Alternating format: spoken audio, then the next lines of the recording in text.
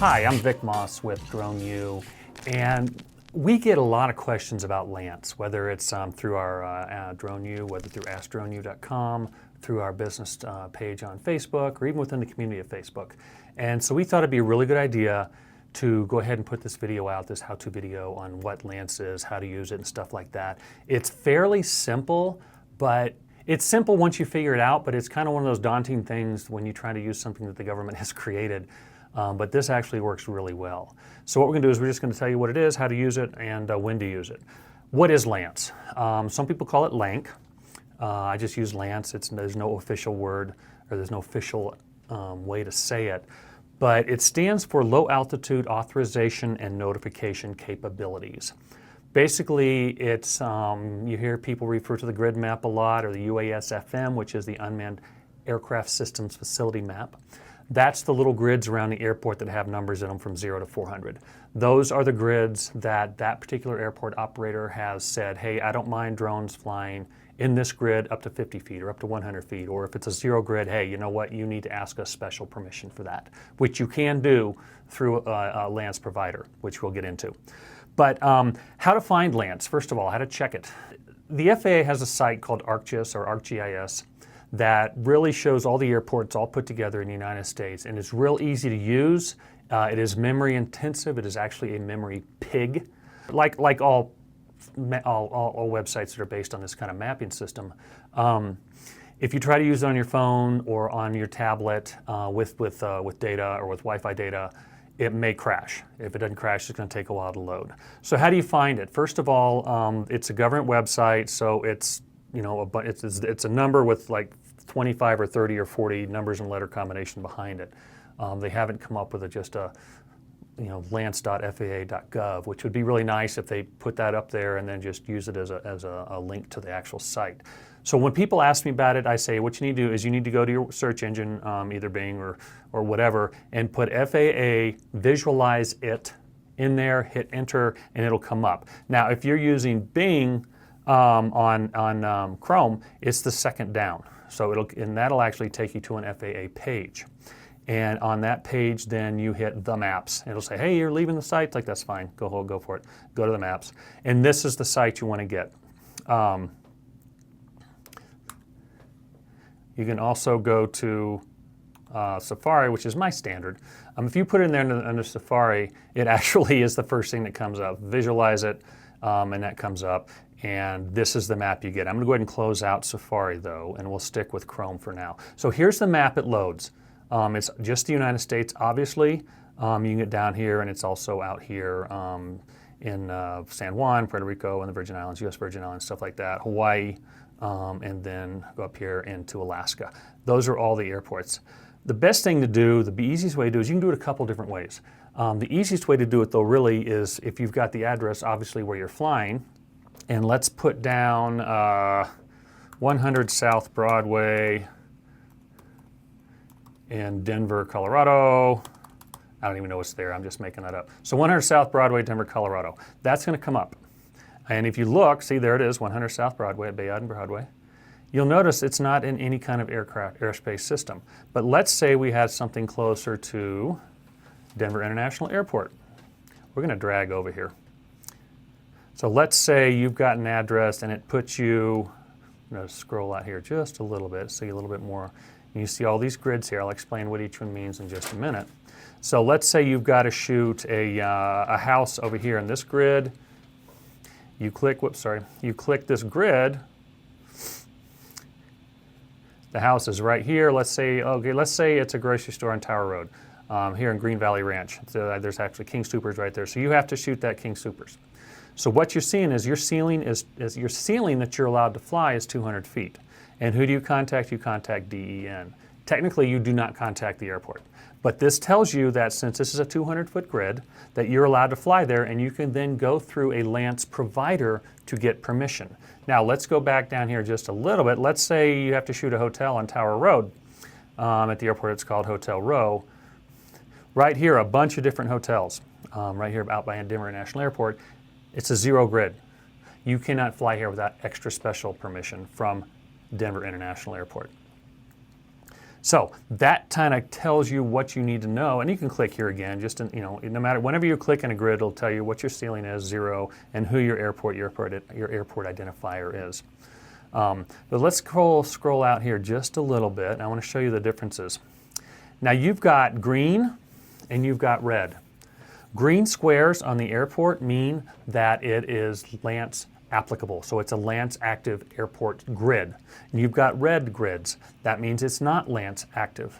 If you're in a red grid, or if you're in a green grid and you want to fly at night, so far they have not attached the 10729 waiver to LAANC yet.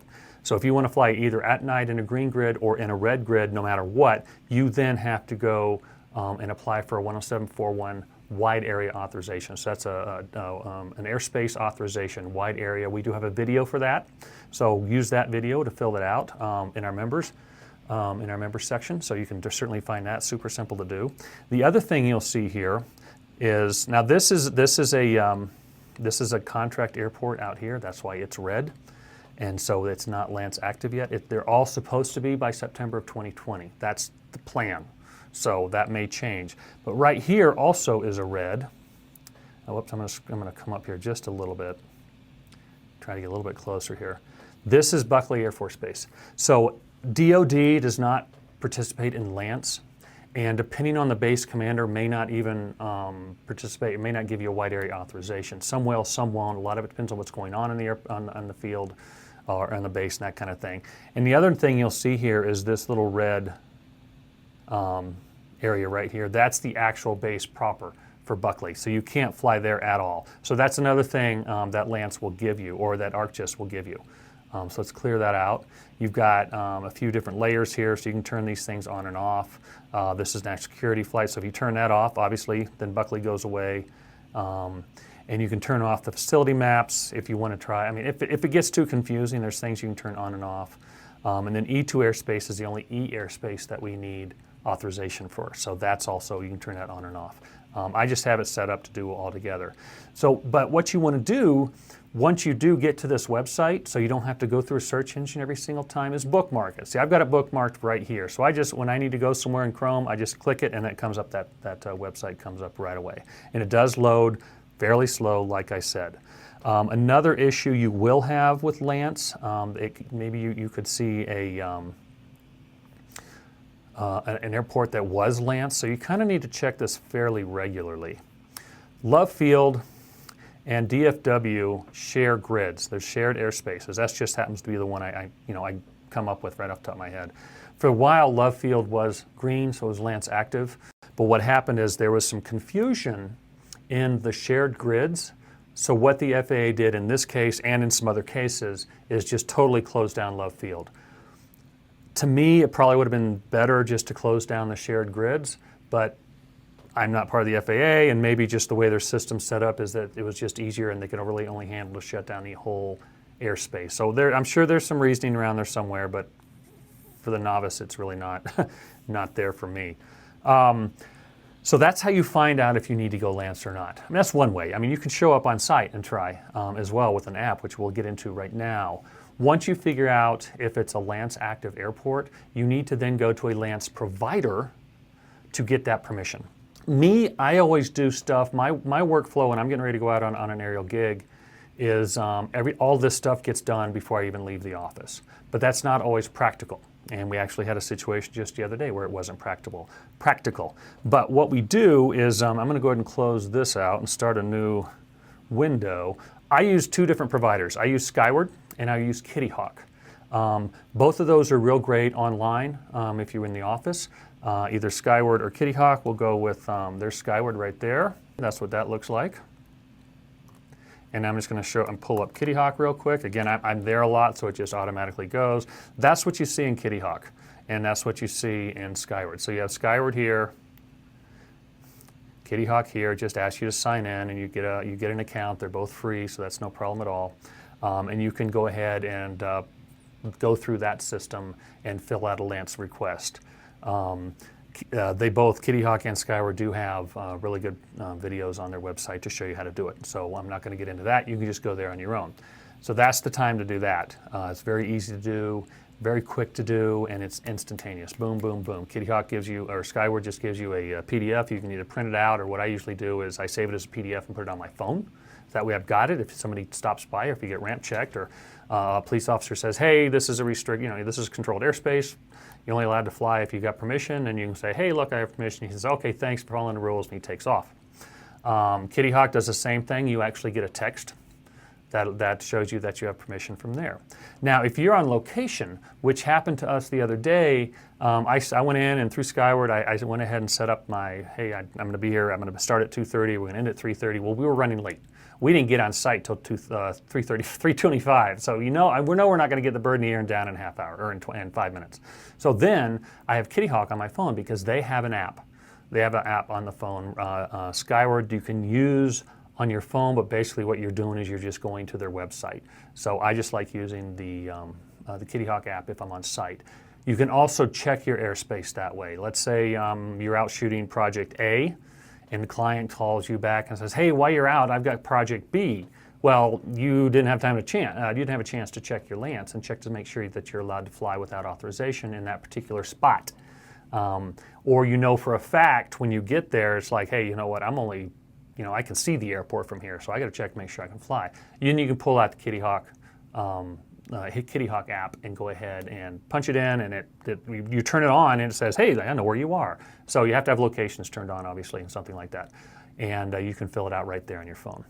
So hopefully this really helps with that confusing yet simple LAANC system.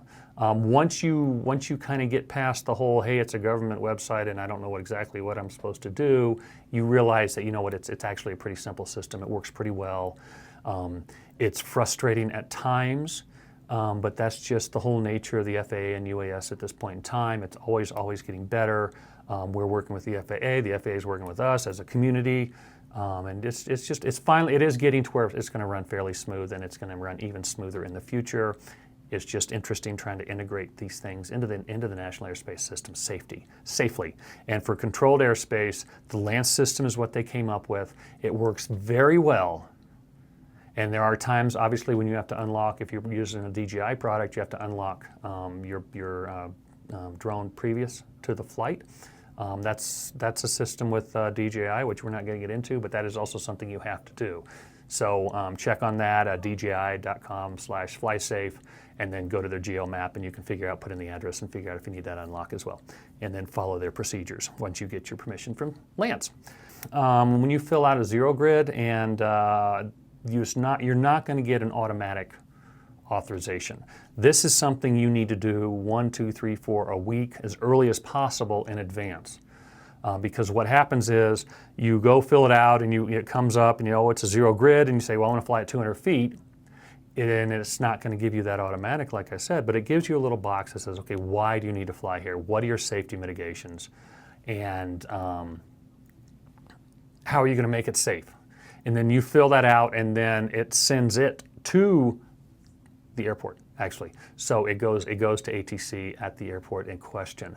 And what they'll do then is look at it and decide whether or not you can do that or not, and then they'll deny you or they'll approve you, either way.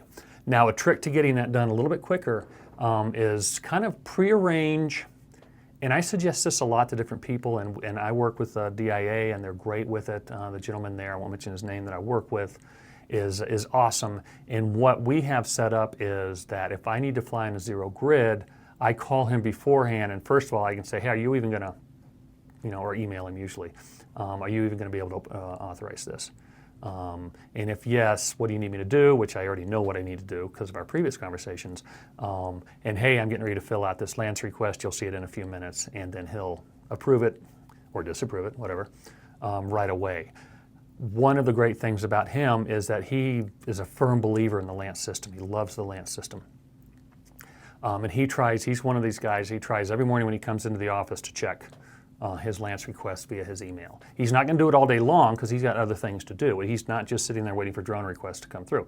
But he is somebody who cares about our community and who really believes in the LAANC system. So contact your ATC, get that relationship built, whether it's something like Denver, which is a very busy Bravo airport, or Centennial, which is a very busy Delta airport, or just a small little, E2 airport out in the middle of nowhere, but they won't be towered, but you know what I mean. But just get to know those people. I work with Buckley fairly frequently, and they're really great, especially if they don't have any ops going on. They're like, hey, whatever. And you don't even have to bother to let us know when you're done flying. Just thanks, have a good day, fly safe, that kind of thing.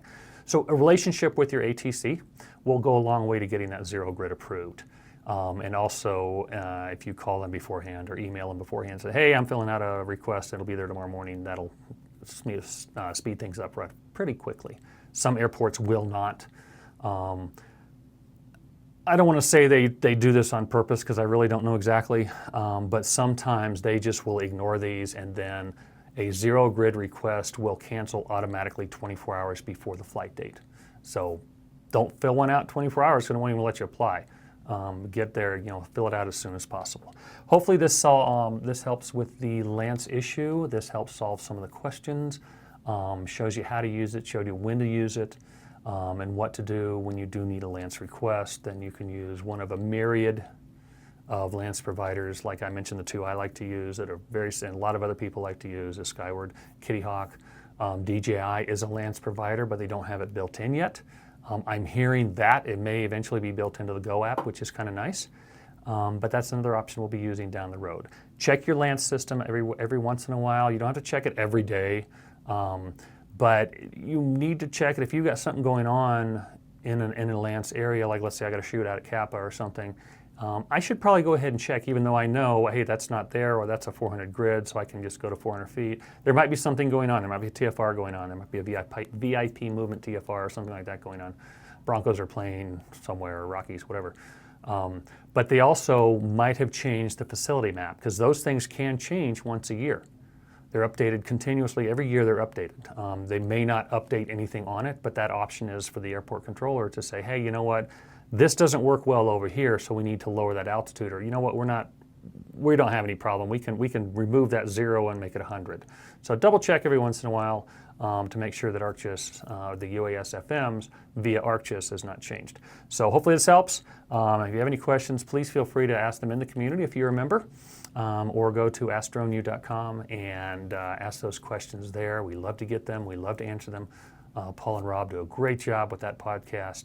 And we look forward to hearing from you, and love to hear from you, and leave us a review on those if you do feel like it. Have a great day. Fly safe, fly smart, and look at LAANC when you need to.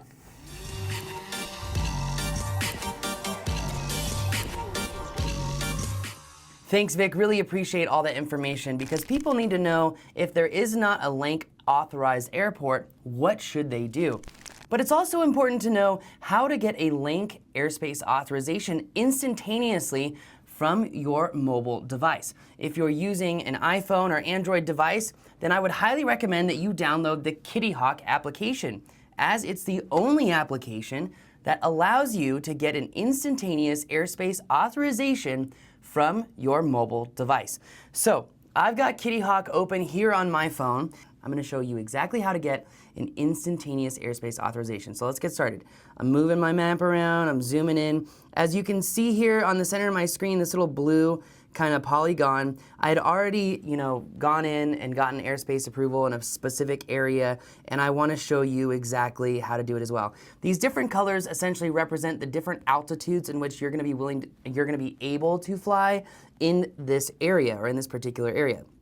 I believe yellow represents 300 and green represents 400, but it could vary as well. I'm going to say I want to get a beautiful shot of downtown Albuquerque. So what I'll do is I'm going to go ahead and request a LAANC authorization. So what I did is I clicked the add, which looks like a plus button, request LAANC authorization. There's my name, my phone number, and my certificate number. Now we're going to go ahead, click next. We're going to pick a day and a time. So I need to fly that tomorrow around sunset. So we're going to say 5:05 p.m., right? Haha, New Mexico. You probably wouldn't get that. It's cool. We're going to go for an hour and 15 minutes. All right. Aircraft, it's optional. We're going to go ahead and click next. We need to draw our flight area. So what I'm going to do is input the flight area. Let's see. It's funny, this Class D sure does seem like it extends further than I remember. Okay, we're gonna go right here. Boom, draw flight area. All right, I like that. That looks good. Maybe, having some trouble here. Whoop. There we go. Let's press and hold, like force touch, to move those. A little difficult to draw. But there we go. There's my flight area. Okay. Info. Okay. We're going to move this inside right there. Okay. And let's fly to 300 feet. Okay. Click next. Am I a certified Part 107 pilot? Yes. Am I going to follow all guidelines? Yes. Will I maintain visual line of sight? Okay. Limit airspeed to less than 100 miles an hour? Ooh. All right, I'll do that. Fly only when weather is compliant with visibility and ceiling. 3 miles of visibility. Okay. Compliant, weighs less than 55 pounds. Okay. Comply with all airspace restrictions and TFRs. Okay, I agree. I'm gonna click next. And now it's processing, eligible for auto approval. Let's go ahead and click submit. And request authorized. And I just got a text message, as you can see, with the confirmation code. In case an LEO comes up to me and says, "Sir, can I please see your airspace authorization?" And you say, "Yeah." Here it is. There it is. And that's how you use Kittyhawk to get a LAANC authorization for Instantaneous Airspace Approval. So if you need to fly somewhere, and you need to fly somewhere right now, and it's in controlled airspace, that's how you're gonna go about and do it. Obviously, there are different elevations that you're gonna be allowed to fly, and some airports may not be LAANC accessible. But what if you need to utilize a computer and you don't have a mobile phone or the Kittyhawk app? Well, we're gonna show you one more way to get LAANC access, and that is through the Skyward website. So let's go ahead and dig into that. Kittyhawk is a fantastic application for getting instantaneous airspace authorization on a mobile device.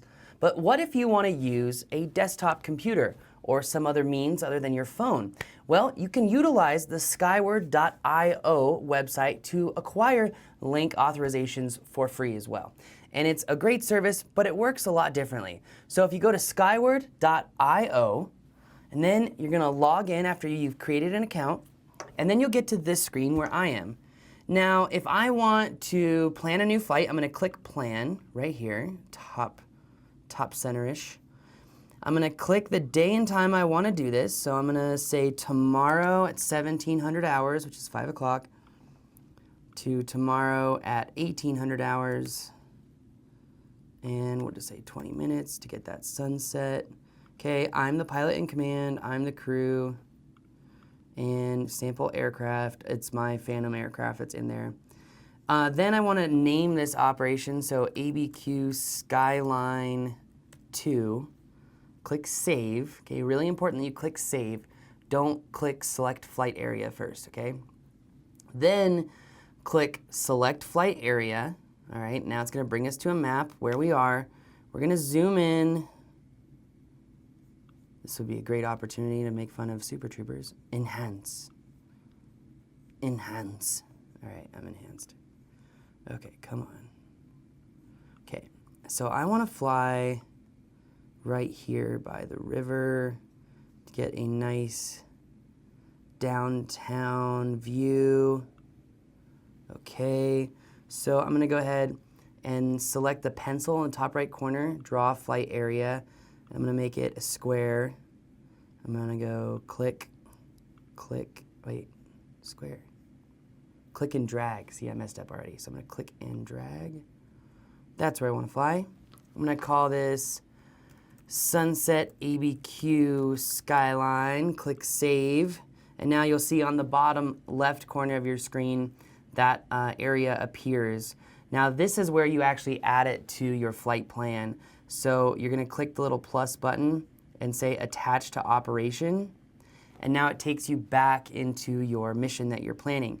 Now notice it says FAA authorization required, so that's where you're going to request authorization. It tells you the maximum altitude that you can fly in that area, and it also showcases the requested altitude that you're requesting. So I'll leave it at 400. That gives me a lot of room for fun. So I'll just click request authorization, and it says, as a condition of this authorization, I agree to comply with 14 CFR Part 107 operating rules, including maintaining visual line of sight, aircraft speed not to exceed 100 miles an hour, do not fly over non-participants, ensure there are no TFRs. So click agree. Now, you should make sure there are no TFRs, because if there's a presidential TFR, if there's a game going on, you do need to check that. But there is my instantaneous authorization, and there's the authorization number. I can print this out. I can even, if I wanted to print this out and send it to my phone, I can print it, save it as a PDF, airdrop it to my phone, and then open it in iBooks. So I'll show you as some like bonus content how you can do that really fast. It's super easy. Skyward authorization. We'll just save it in downloads. 001. Okay, save. And Finder. And downloads. Look at that, it's right there. Open up another Finder. AirDrop. There I am. Boom. And now, essentially, AirDrop says open with Books, ForeFlight, Chrome, Files, Dropbox, TeamViewer, Slack, Drive. I'm going to say Books. And then, voila, there's my airspace authorization right there. So there are two great ways to get airspace authorizations. I prefer the Kittyhawk method over Skyward just because it's a little bit easier, it's a little bit better user workflow, user interface. Whatever you want to use though, it is up to you, but that's how you actually get an airspace authorization to fly in a LAANC approved area. So I hope that helps. But what happens if there's an airport that's not LAANC approved? What do? Well, you're gonna have to file for what's called a wide area authorization. So let's get back to Vic and let's figure out exactly how we can file that wide area authorization. Thanks for joining me, guys. We'll see you next time.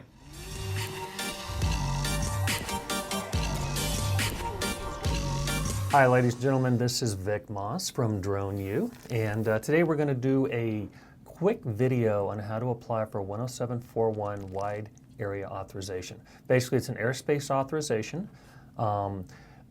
In theory, this was supposed to be taken care of by LAANC, and we were not planning on doing a video like this, but the LAANC approvals are being pushed out to September of 2020, and they're also still not allowing the 10729 daylight waivers to be used with LAANC. So we decided it'd probably be a good idea to put one out because we are getting a lot of questions both in the forums and just via email into DroneU. So like I said, why are we doing it? Because we just have to. There are some caveats to this, obviously, as with everything FAA related. What you want to do is this is only going to apply for all airports if you're going to add your 10729 to it. If you're not going to add your 10729 to it, and it is a LAANC active airport, you're not going to even be able to apply for it, because if it's a LAANC active, you are not going to be able to apply for a wide angle area or wide area authorization because they want you to use LAANC. These are only going to be good for the red zones in ArcGIS, which is the FAA website that shows which airports are LAANC active and which ones are not. And the way to find that, it's a website that is, it's a government website, so it's about this long. The best way to do it is just Google visualize it and FAA, and it'll pop up. It's either the first or second one that comes up. It kind of rotates back and forth sometimes. Click on it, it'll take you to the right website, and then bookmark it. Because when you see the website address, you'll understand why we're not even going to try to put it here. But bookmark it. A little word of warning: it is a very, very, very memory-intensive website. So it might take a while to load. It usually crashes if you try to do it on an iPad or an iPhone or some other mobile device. So this is stuff you want to do, obviously, before you leave the office. The red zones that you're going to have to apply for LAANC for are The contract towers, most of them are D, some are C. Might even be some E's out there. No, E doesn't have tower, but might be some of the smaller airports. DoD airports also are all not LAANC active. So DoD you may or may not get. They're their own ball of wax over there. So you can apply for DoD. I know some people do get them fairly easily. Some do not. It depends on the base commander. And some of the other issues we're having with LAANC right now are some of the shared grids. A good example is DFW and Love Field in Dallas. The FAA went back and closed all of LAANC for Love Field because there were too many shared grids. And rather than just close the shared grids, they shut down the entire airport for LAANC, which, whatever. It's their prerogative. It's their airspace. So what we're going to do here is we're going to get this. We're going to get started. We're going to do a, first of all, just like our 10729 waiver, we're going to write what we want to write in Word. So I'm using Microsoft Word. You can use any text editor, but you'll just copy and paste it. This will not be as intensive as the daylight waiver video, but you'll still need some fairly specific wording in there. And then we'll go into the drone zone and fill it out. Super simple, super quick. So we'll get right into it here. So when you're going in, let's go ahead and start up drone zone. And that pops right up on mine.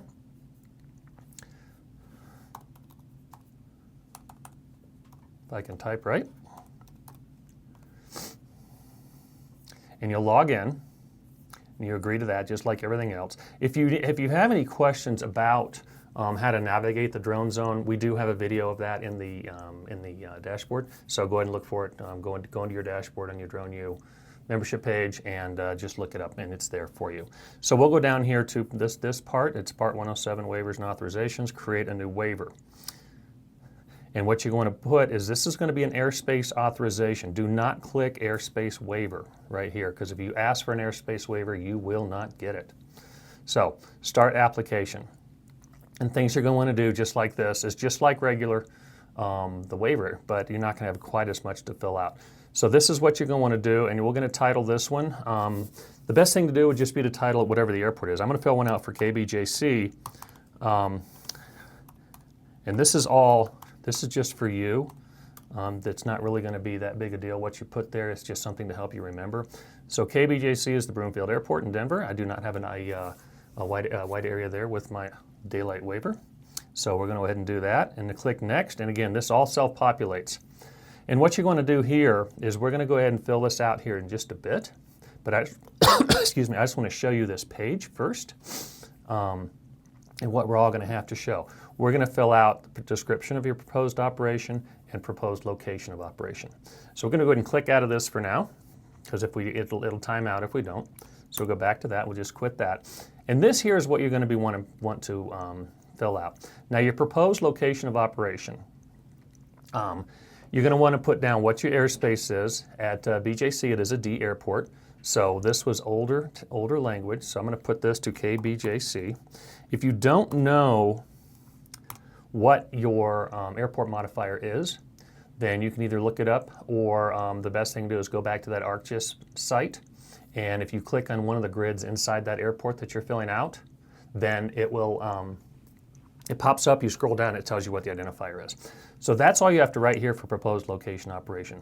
And for I'm adding a daylight waiver, so I put down here 200 feet because that's what my daylight waiver. I've got one of the older ones. But you can, if you've got one of the newer waivers, they're not altitude restricted. So you can just put down there that you're going to follow the limits inside the UAS FM. So that's all you got to do for that part. Now your proposed description, get this all in here so you guys can see it. And you just copy this to a point. Again, you're not going to want to do word per word, just like we do with all the other waiver applications. But if the caveat there is if you're doing multiple applications, like for a bunch of different airports around your area, or if you're going to be shooting near a bunch of other areas, like if I'm going to go to Phoenix a lot, maybe I'll do the applications there, or Tucson, or here in Albuquerque, I might go ahead and fill all those out. And then you can use the same language for all of them, because the FAA is going to understand that language is all your own. So this is basically what you're going to want to do. You're going to want to say what you're doing, why you're doing it. If you're adding your 10729 waiver, then you'll want to put down there something about how you're going to fly and fly under all the mitigations in your waiver.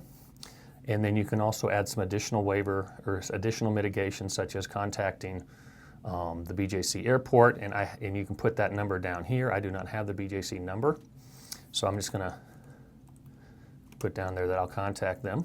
If you have it, you can find it. You can just find it by Googling that and just put in your phone number in ATC, and they'll go, or the airport number ATC, and they'll get it to you. And let's see what else we need to put here. You want to make sure you have your home point set, your MOCA set. MOCA is minimum obstacle clearance altitude, obstruction clearance altitude, sorry. And let's see what your RTH set.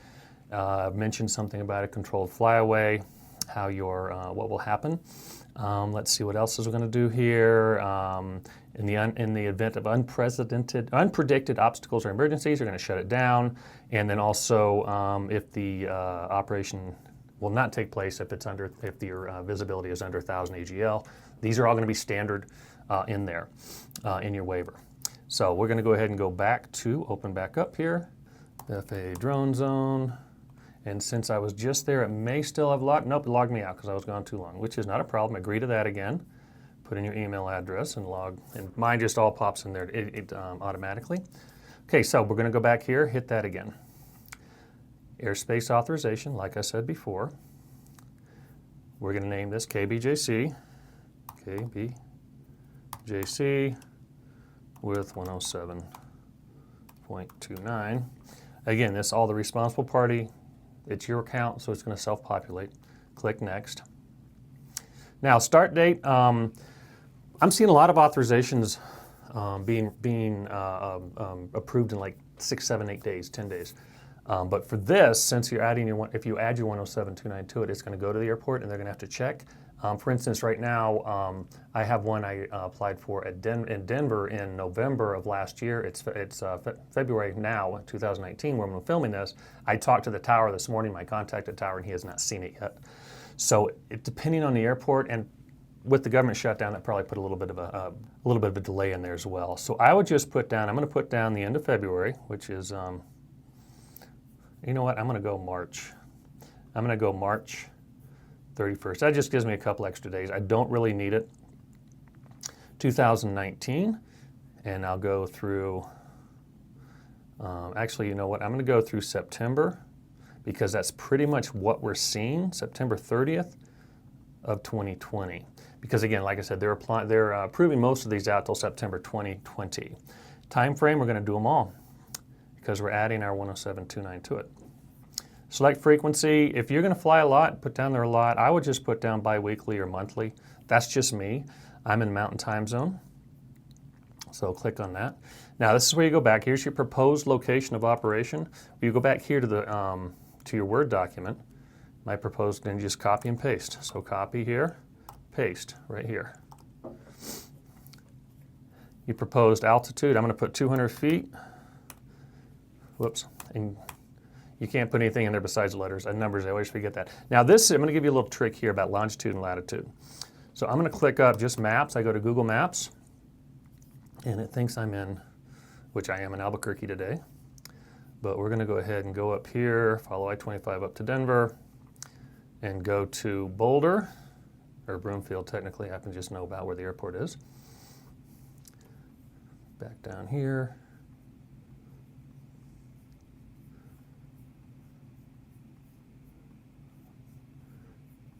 Get to my airport. Here we go. So here's Rocky Mountain Metropolitan Airport. It's actually Broomfield, whichever one you call it, but it's BJC. So take your little cursor and just click a button right there. And this gives you the GPS coordinates. But if you click right there, it also gives you the coordinates and what you need to put in the on the waiver. So click back over to your drone zone. And if you notice right here, those numbers are at the top, so you don't even have to go back and forth to fill these all out.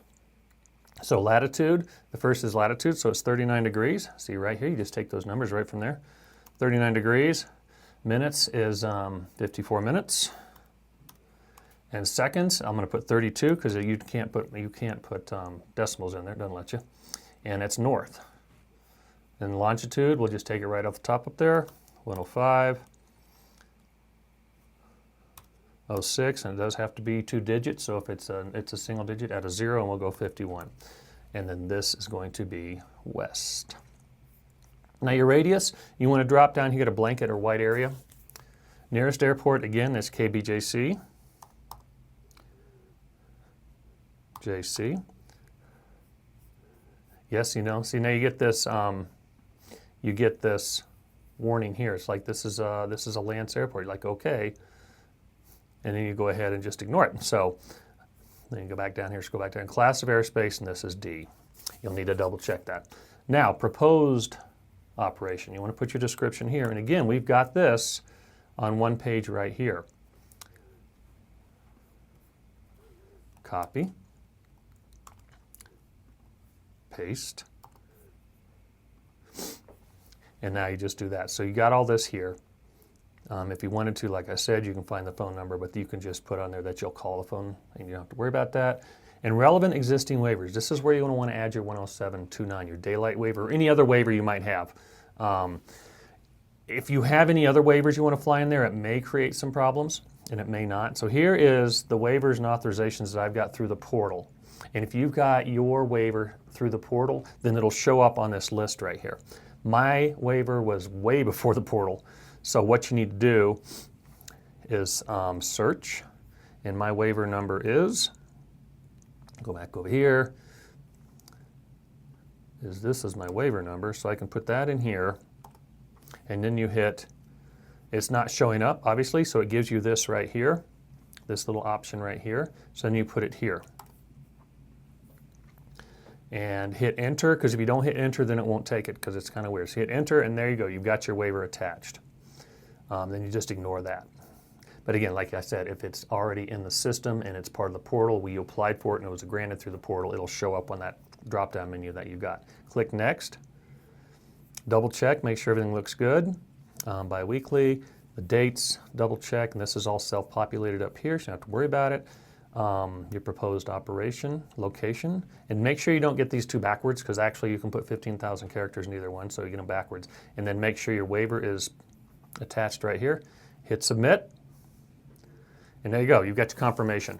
Now you actually do have your waiver number right here, which is kind of nice, and that will also then go show up. Click back over here, go to my 107 dashboard, go over here to my waivers, and I want to see submitted. Click submitted, and you'll see the two I've got. I've got one at BJC and one at Kappa. So this is the one we just did right here. So it's already posted. So what'll happen now is it will go to the regular authorization office. In some instances, they will also then go and send it to the airport, because it's beyond the normal processes that they can automatically approve. I believe actually in most instances it does that. Then some airports may say, hey, we're fine, just do whatever you want with them, just to save them some paperwork, but some won't. Like I said, I haven't heard back from DIA yet. I should be hearing back from that fairly soon from Stacy. And other than that, you're done. You're done until you hear from somebody. If it's a DOD, it might take a little bit longer, and you may get it extended out to 2020, whether it's DOD or just one of the other LAANC, non-LAANC airports, or the one where you have your daylight waiver attached to it. So if you have any questions, go ahead and go into the community and put them in there, and I should be able to get back to you, or one of the other many community members we have that understand this process as well can get back to you. So that should do it. Good luck. Go ahead and fill it out. Click enter, and you'll have your waiver hopefully 4 to 6 weeks, if not sooner. Thanks.